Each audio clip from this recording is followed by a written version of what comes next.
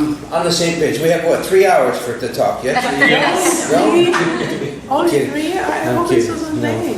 I joke. But first of all, thank you to the directors, to the members of this wonderful place for having me back. It's been a while, but we always enjoy coming here. My wife and I were just commenting on the energy and how calm and how peaceful it is to sit in your house. So thank you for having us.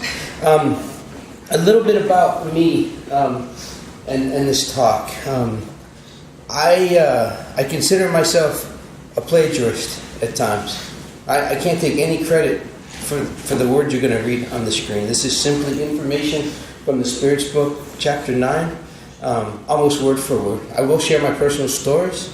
I will share my thoughts, but the words are not mine. And I think it's important to mention, since the last time I was here, I actually stopped speaking in other centers.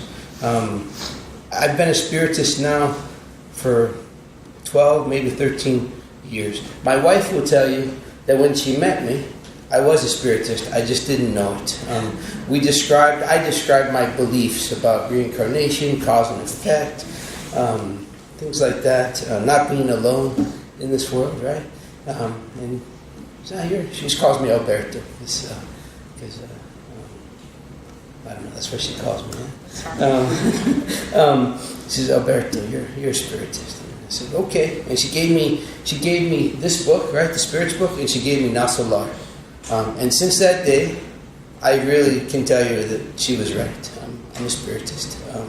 For the last 8 years, I would say I've been a dedicated worker in Spiritism in our center in Orlando, the Peace and Knowledge Spiritist Center of Orlando. About 3 years ago, I had done a little bit of speaking around the state. I even went to a couple other states and did some talks, and I stopped dramatically. I started saying no. I had no desire to go out in the world and do anything other than work at my center. Not because I don't feel knowledgeable, not because I don't want to share, but because at some point I felt like a hypocrite. I was coming up to new places. I was standing in front of strangers. I was sharing the word, the gospel, the Spirit's book. I wasn't living it completely. And I felt like I was lying or being a hypocrite. And I will tell you, what's changed in 3 years is nothing.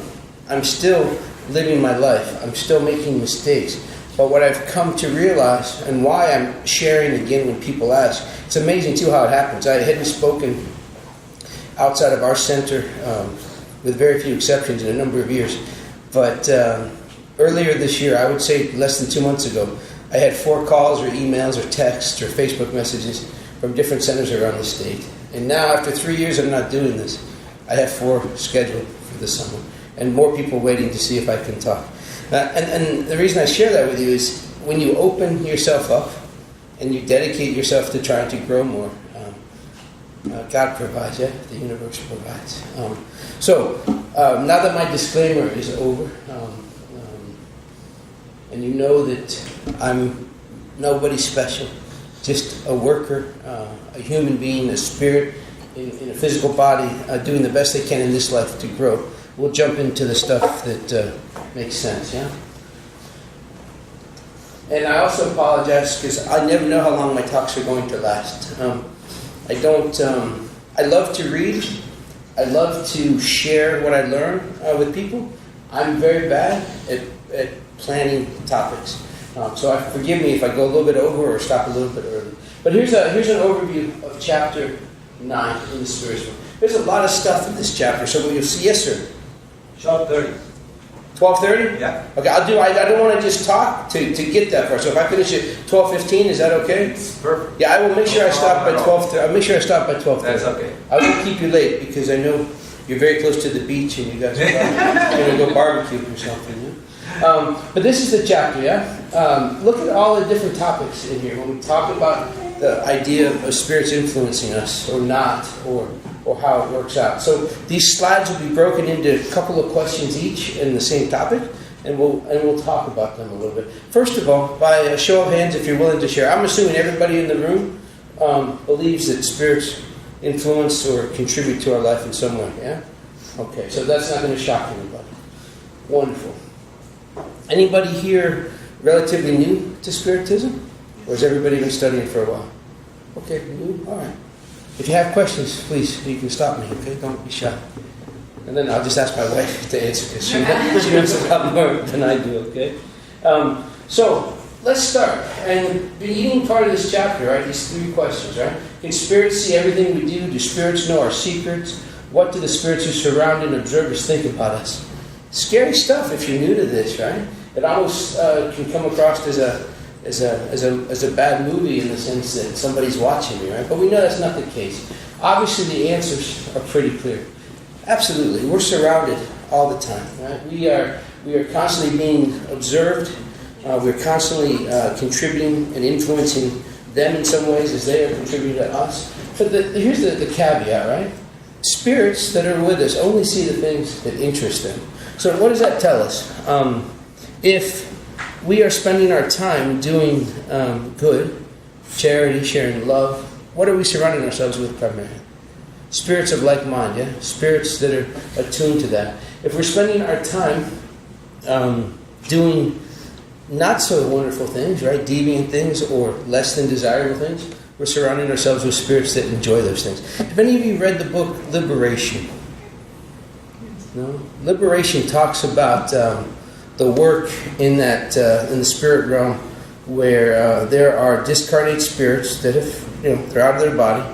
They're not ready to move on. They're still very much attached to their vices, to their previous lives. A lot of them in coma-like states in agony, and what keeps them in those situations. And it's all about the energy that they put off and things that they think about. So it's a very good book if you're interested. It's a hard read. It's very intense, but it shares a lot about what we attract to us as we're living as well as in that life between lives. So what they tell us in the Spirits book is that spirits often know what we would like to conceal from ourselves in some ways and what we don't tell other people. So we can probably keep a secret better while we're with people that are actually walking the earth as opposed to spirits. It's easier to conceal from those people that are in the physical realm. Because spirits are always around us and watching. What about the influence here? Do spirits influence our thoughts and actions? If I am living my life, do spirits actually control my actions? Am I a puppet? Are they pulling my strings? Right? Question 460, do we have our own thoughts plus others that are suggested to us? So as I'm walking around the world making decisions, is it me making the decisions, or am I following questions or answers that are suggested to me? And then obviously, after you address those two, the next question that's important is, how do we distinguish between our own thoughts and those suggested to us? Anybody know the answer to that? What do you guys do to distinguish yours from others? What do you think?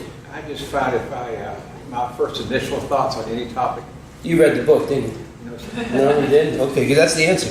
That's awesome. My first initial thoughts are usually wrong. Oh, really? That's not the answer. I'm sorry. I should have let you finish. If I continue to think in different variables, yes, then the answer will come to me. Fair enough. It never comes instantly. It always takes okay. Fair enough. Different forms. And I think I was like that a lot for a lot of years. I'm not saying that's right or wrong, but what the Spirits book tells us is this influence on us from spirits is greater than we think, and that they'll very frequently guide us. But typically, that first thought is your own thought, right or wrong. I'm not saying good or bad, but that first thought you have is typically coming from you and your spirit. And it's usually a little off key. Yeah, depending on where we are, right? And they also tell us that they'll contradict each other and there'll be confusion. And that the trick to this, right? Let's go to the next slide, because they're typically a combination of your initial thoughts or your own, plus, you remember those old cartoons with a little devil on your right shoulder and an angel on your left shoulder, right? And they're telling you different things. It's usually a combination of those types of scenarios where you're getting good and bad input from different things.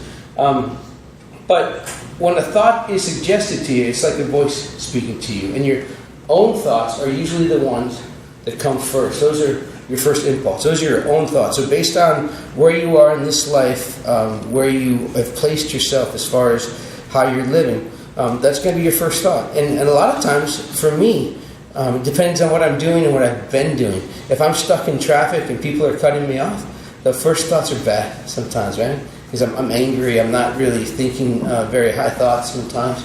But if I've just left the Spiritist Center, right, and or a study group, and a similar situation happens, my first thought is, go in peace when somebody does me wrong, because I've elevated my thoughts. But it's the advice that they give us in the Spirit's book is try not to concern yourself too much with the confusion or the combination. Who said what, or who's telling me this? Is it mine? Is it theirs? Try to let that go and follow this advice, right? If in 463, right, if our first impulse is always the best, is that correct? And this is the point. It can be good or bad according to the nature of us, right? So you have to look at the quality. If you're listening and filling your brain and your heart with good inspirations, good messages, your first thoughts are going to be better. If you're not in such a good place and you're spending your time doing less desirable things or listening to less desirable things, filling your brain and your soul with negative stuff, you're going to have poor first instincts. Question 464 asks, how can we tell if a suggested thought is from a good or bad intentioned spirit? And this is the important piece, I think. Whenever we're about to make decisions, if we're thinking about this, if we're torn on whether it's our thought or do we want to do this or we do that, study the matter of your thought. I think if we stop and analyze what we're about to do or what we're thinking, it's pretty clear to us what the intent is or what the quality of the thought is. So good spirits only give good advice, right? They don't go back and forth. They don't waffle. And it's our responsibility to make the distinction. So if you question what you're about to do, if you're thinking about where this influence is coming from, if you think like that, question the matter. Is it good quality stuff or not?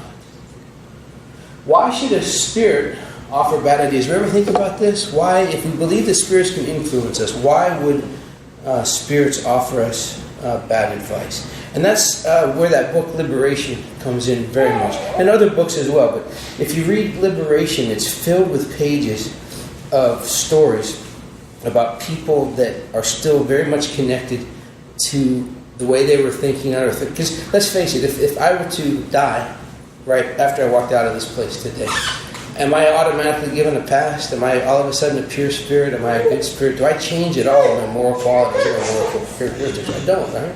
I go to the other side basically like I am now, without my physical body. And as we're stuck in that situation, if I have let's say I'm addicted to nicotine, which I have been in my life. I don't smoke anymore. I'm off of nicotine for a while now. But if I was still a smoker and I couldn't do much without having a cigarette every 20 minutes, right, like I used to be, my spirit is still going to have this desire, right, for whatever addictions I had. So if I'm of such a place where I'm controlled by my addictions, my spirit that lingers is probably going to be attracted to people that are doing things that appeal to my vice and my interests. And as such, if I'm doing these things on earth and I'm followed or acquainted with other spirits that are watching me, they're going to kind of be happy if I keep smoking or doing whatever it is that attracted them to me.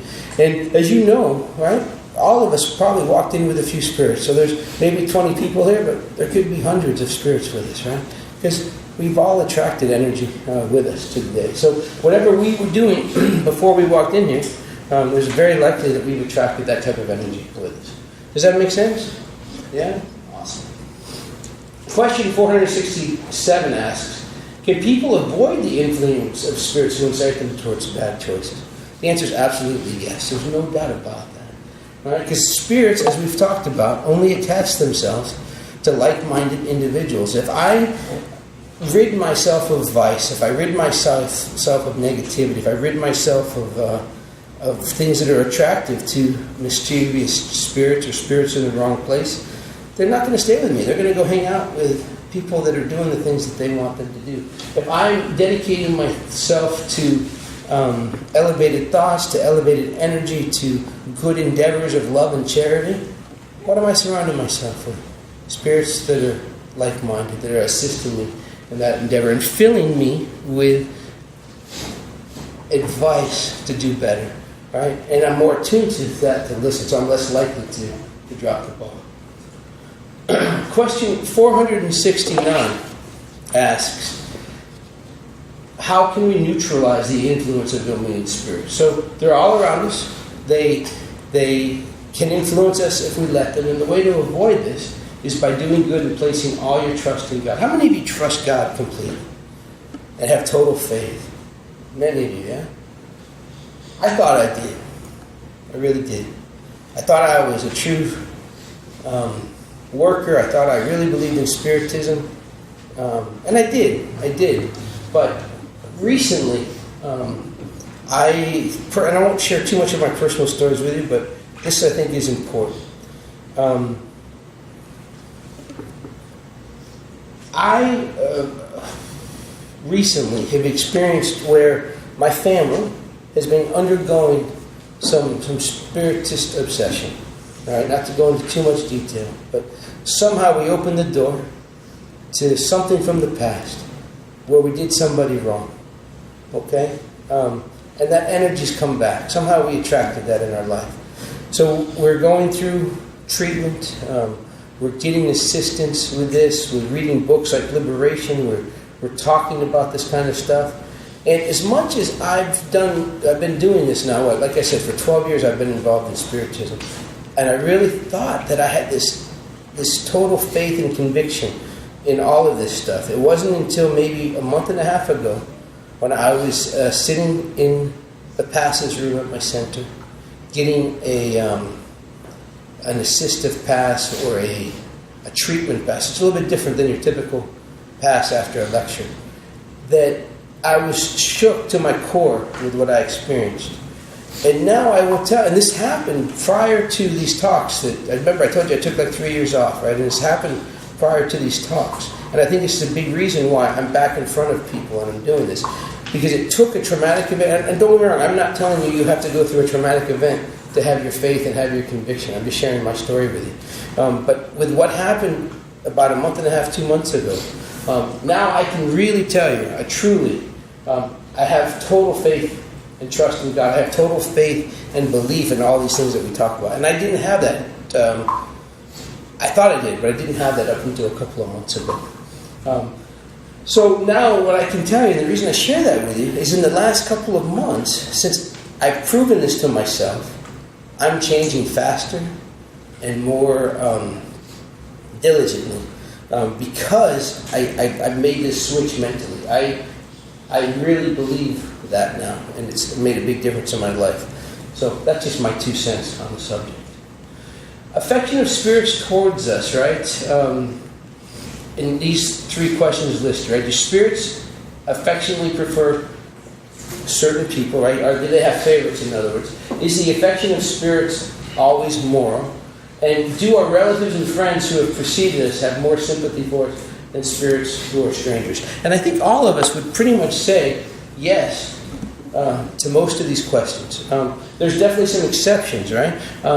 But I think there's definitely no doubt that there are spirits who prefer certain people, right? There's some type of an affinity, there's some type of tie. But let's see what the answer is, right? The answer to these questions is that good spirits sympathize with moral individuals. So in other words, if I'm living a moral life, if I'm living a determined life to improve, and I'm spending most of my time trying to improve myself, I'm definitely going to have more good spirits around me than I will if I spend my time doing negative things, right?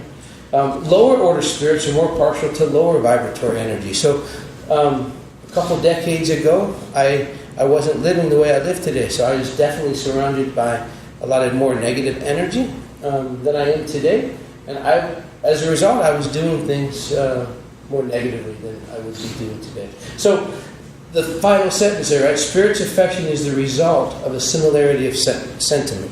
Now, here's the good news, right? What time is it? It's 11:56 on a Sunday morning, and the weather's beautiful. You guys are sitting here listening to a boring guy from Orlando telling his life story. Yeah? You could be out doing other things, but you dedicated an hour of your time today to learn something new from a different perspective, from somebody you don't know. I think that puts us all ahead of the curve a little bit. So wherever you are on your realization of your spiritual evolution, pat yourself on the back right now because you're here and you're trying. It's awesome that we're all taking this time to do that. So they go on to tell us that true affection has nothing carnal about it, nothing physical. All right? But when a spirit attaches itself to a particular person, it's not always affectionate. Right? And again, in my own personal experience, all of our personal experiences, this is not our first life. Yeah, we were created a long time ago, simple and lacking knowledge, and through subsequent reincarnations, we're exactly where we've placed ourselves because of cause and effect. So, recently, like I said, in my own life, something that I've done in previous lives is presenting themselves to my family right now. We've got to work through that. We've got to atone for that. We've got to work through that. And how are we going to do that? What do you think? I've got this unaffectionate person attached to me in some ways, right? This energy that is mad at me, that's angry at me, that's doing its best to take me away from all these things, right?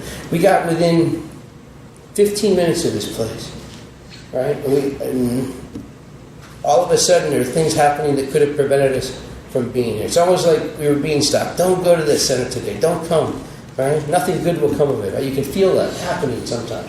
But how do you overcome that when you're struggling with that or when you're feeling that? You got the sign right here. Right? As I say, love. Right? Through the ability of us to love this unaffectionate person that might be, this entity that might be bringing us down, to have love for them, to realize that I've done something terrible in the past. I have no memory of it, thank God. Right? I was born with no memory of my past transgressions. Right? I can tell you everything bad I've probably done in this life, and some of that I've probably chosen to forget. But luckily, for the hundreds or thousands of lives I've lived, and all of the wrong that I've probably done, no memory of it.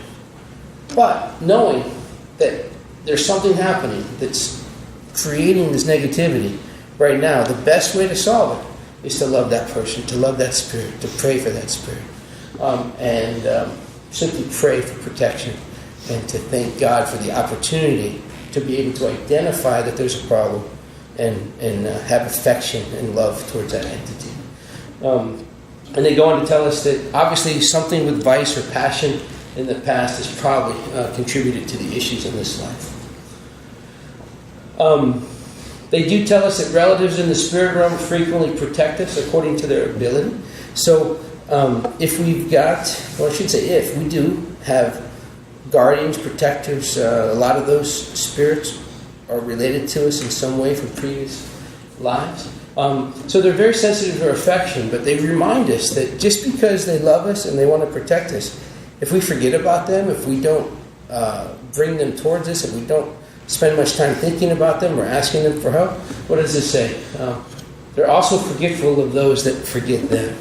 Yeah? So it's not like we have people necessarily just protecting us if we push them away or we choose not to call them towards us. So, guardian angels, I mentioned that briefly. There's actually some questions in the Spirits book that deals with this, right? In chapter 9. 489 says, are there spirits who link themselves to particular individuals in order to protect them? Question 490 says, what is a guardian angel? And question 489 says, what is the mission of protector spirits? So all of those are pretty much related, very similar, almost identical questions, I would say. Any thoughts on that? Do you guys believe in guardian angels? Do you think we all have one or two or three, or do we have 100? Think there's a number? I don't think it's a finite number. I think there's lots of protector spirits out there for all of us. My question, though, is your guardian angel. And like I said, my slides are haphazard sometimes, so I may answer this question twice, right? So forgive me. But my question to you is, do you think that guardian angels are assigned to us by God? Are they chosen by us? What do we know about that? Just curious of opinions. Any thoughts? No? You don't have to share if you don't want to. I'm okay with that. I think it's a combination, personally. I'm convinced, and I do believe if we had more time, we could open up the Gospel and the Spirit's book and probably even Genesis would share some stuff on this. But in that errant state, when we're in areas that could be lower level, right, in the spirit world, all the way to higher levels, past the healing at that point where we're ready to reincarnate again.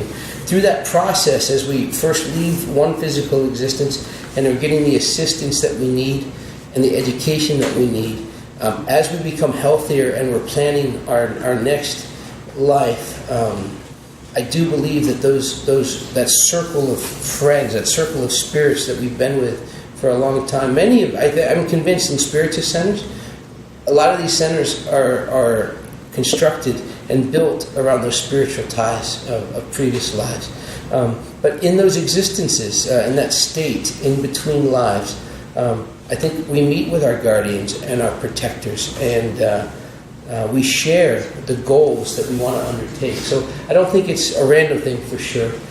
But let's see what the Spirit's book tells us about it. Protector spirits, right? Or spirit friends do link to you. They tell us that we call them guardian angels, which is probably the most common term for them on earth. They are spirits of a higher order charged with a mission similar to that of a parent or child. So that word charged tells me that we don't necessarily pick them by ourselves, right? That they're charged by a higher authority to some degree. It's not just random. And their mission is similar to that of a parent or a child, to guide their wards along the path of goodness, to help them and to console them, to sustain their courage during trials. Does that mean that if we totally lose our way and we are outcast from following the light, that they will chase us and pull us back? Can they do that? I'd like to think the answer is yes. But remember, if we forget them, they're never gone, right? They're there. But if we totally don't ask, if we totally drift away, it's not like they can control us. Why is that? It's called free will, right? We have to choose to want to improve. We have to choose to want to follow the light. We have to choose to ask them for help. So they're always there. We're never alone. But there's only so much that they can do if we use our free will to totally avoid their influence. And that to me sounds harsh, but it's reality. Question 525. Do spirits exert any influence on life events? Question 531. Is the rancor of the beings that have harmed us on earth extinguished with their corporeal life? And can spirits enable us to obtain the gifts of fortune if we ask for them? I love this one. No spirits ever provided the winning lottery number for me. Yeah? Wouldn't that be something? It's possible according to the Spirit's book. We'll read that in the next slide. But let's talk about this question 531, the rancor of the beings that have harmed us on earth, extinguished with their corporeal life. And I think we know the answer about that. It's no, right? Just because an incarnate being, a living person dies, right? That anger that they may have in their heart for others. I can think of 2 or 3 people in this life right now that if you ask them what they thought about Al Turri, they would have anger in their hearts for me, right? For whatever reason, all right? I've done them wrong, or they think I've done them wrong. I've done my best to make amends. But I guarantee you, those people, if they were to die today, they would go to their grave, right? Not to their grave, literally, but spiritually, they would carry resentment in their hearts for me, in their soul, okay? Regardless of any efforts on my part, or lack of effort in some cases, as it may be, that anger for me, that hatred for me, will not go away. I can't control that. What I can control is my contribution to that. So these individuals, I don't know, I didn't see them when I walked in, but some centers have got prayer books, right? And you may have those, I just didn't see them, I don't know. But there's a book for incarnated spirits and a book for discarnated spirits. So what I've been doing now, I've been getting in the habit, in addition to my regular prayers and my meditation, and I try to focus love and peace to those people that I know are mad at me. I also put their names in those books so that our prayer group at the center can add that positive energy. And it's not going to solve the problem, but it contributes. But there's no way that I can extinguish anyone's rancor or hatred or dislike for me. They've got to come to that realization.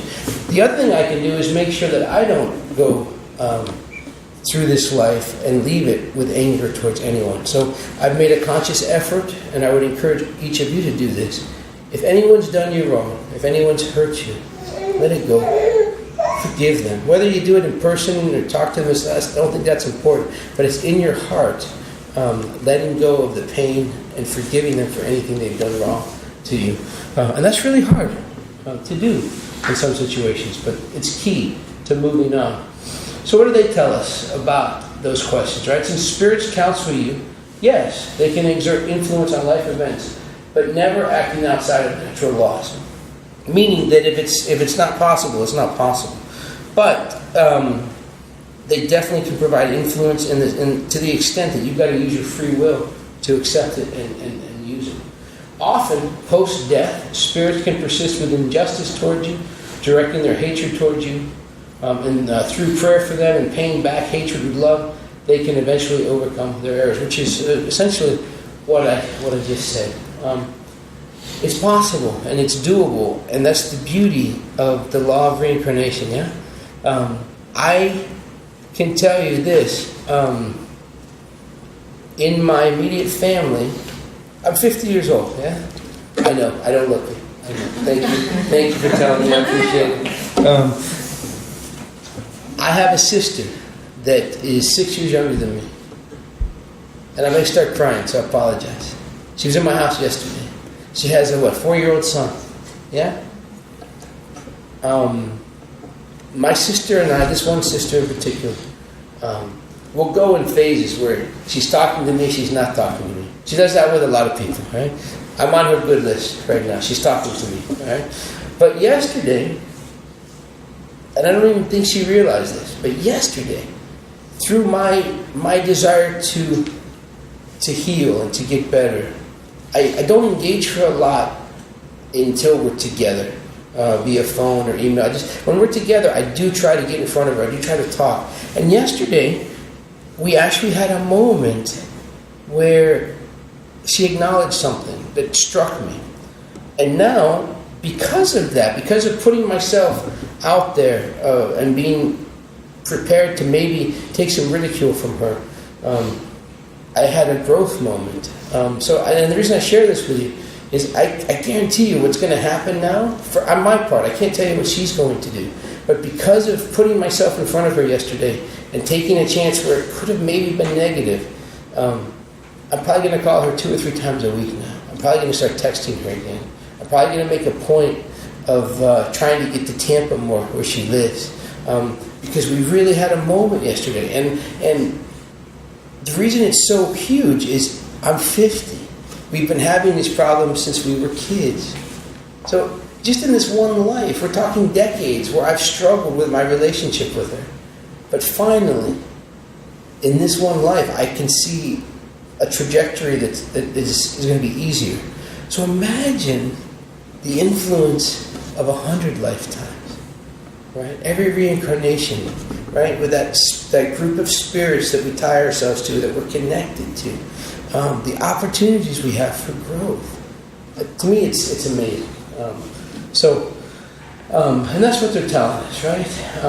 Through prayer for them and paying back hatred with love, they can eventually overcome their errors. Influence on life events continued, right? Right, and I mentioned it. Right? Please send me the winning lottery numbers, right? Sometimes as a trial, spirits can assist with providing gifts of fortune, right? So it's possible. You might have a guide or a mentor that will give you the lottery numbers. It hasn't happened to me, and I don't foresee it happening, but that's okay. I don't know if I want that temptation of millions of dollars, right? If we ask them to, but most often they will refuse, just as you would refuse a child's inconsiderate request. How many of you have children that ask you for crazy stuff? I got 3 little girls, and it's hard to tell them no, because they got their mother's gleam in their eye, and they got curly hair, and they adore me. It's hard to tell them no, but sometimes we have to tell our kids no, right? So the spirit that assist in this regard are usually ill-intentioned and hope to lead you into temptation by leading you to pleasure. So be careful what you ask for, I think is what they're telling us there. Chapter 9 goes on to ask, do certain individuals really possess the gift of healing by simple touch? Can you think of anyone that's walked the earth that could heal with simple touch? I can think of one for sure. Right? Christ, yeah.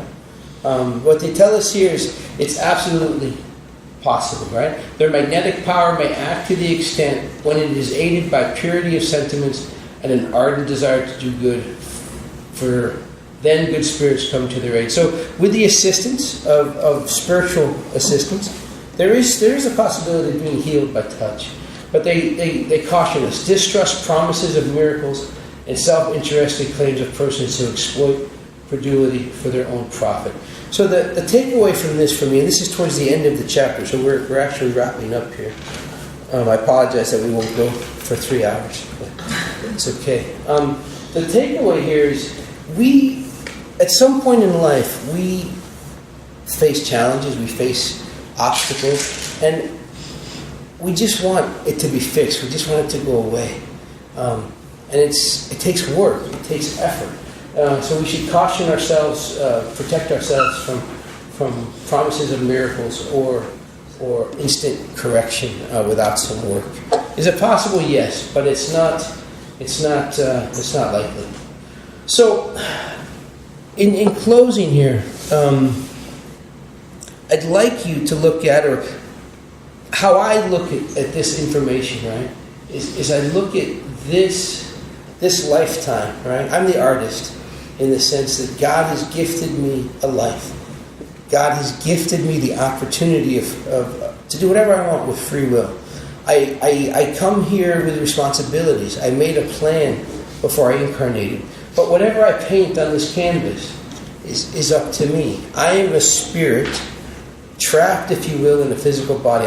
My spirit's in prison right now. I'm in prison on earth, right? Which is really cool, right? Because the choices I make in this, whatever it is, whether I got 50, 60, 80, 100 years, whatever the choices I make until I pass, I am correcting for wrongs that I've made previously. I have the opportunity to grow and to love and to share that with others, and it's totally unwritten. I'm the co-creator in this existence.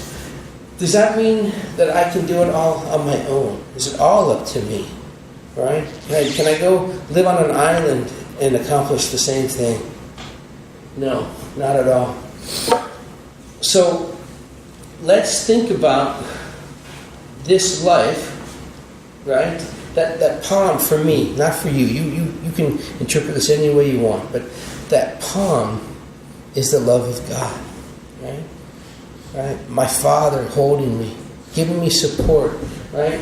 And that butterfly obviously represents metamorphosis, reincarnation, life after life. Going from a caterpillar, right, and a chrysalis, and becoming a butterfly. Through many lives, we change, we evolve. And I didn't include this slide, but there's one of my favorite slides, and it's a graph. I wouldn't say I'm a scientist, but I love data, right? In my daily work, I rely on data to help my patients, right? But I wouldn't say I'm a scientist, but graphs to me are a great way to make a point. But on this graph, there's an arrow, and it's basically a 45-degree arrow, right? And on the bottom, it says simple and lacking knowledge. On the top, it says pure spirit. And in between, there's first order spirit, second order, good, bad, pure. And it's all about this hierarchical graph that we take from one existence to the next. So it's through this butterfly experience, right? Through these reincarnations, through these opportunities to live by this slogan up here, this word of love, that we have the opportunity to grow and evolve. It's just amazing. And the key to this, right, is it takes all of us, right? I don't know many of you. You're strangers in some ways, right?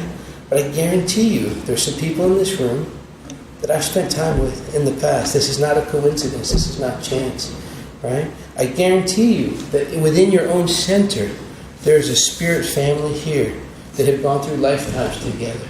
And through that camaraderie, right, of hugging each other, of working together, and the other, right, where we go fist to cuff sometimes, as they say, not literally, but we don't always agree, we don't always get along, right? Through the love, through the controversy, through the anguish, through the pleasure, through the pain, it's this interaction of the human existence, of the spirit existence, helping each other, making a plan, right? Before you came to this world, before you were born, you had a plan. And I guarantee you, it was a magical plan, a plan of the utmost pure intention to grow and evolve and to do everything you can to help your fellow man. Right? And then you were born, and you forgot all about it. Right? By the grace of God, you have no understanding of the negative things you've done that you're trying to correct. Because if we knew about it, we probably would just be frozen like a deer in headlights, right? But you don't remember it, and you grow up, and you live your life, and at every opportunity, you have a chance to hug someone, or hit someone, or love someone, or help them, or hurt them. Every chance you have. And the more we can love, and the more we can assist others, the more we evolve, and the less pain we encounter. So I would encourage all of us to spend more time hugging, obviously, than fighting. I appreciate your attention. I really am fortunate for the invitation, and I can't thank you guys enough for your contribution to helping me evolve, because through preparing these and through standing up here in front of you and sharing my thoughts and my experiences, I truly grow. So thank you so much for your time and attention. It's nice to meet you all of you.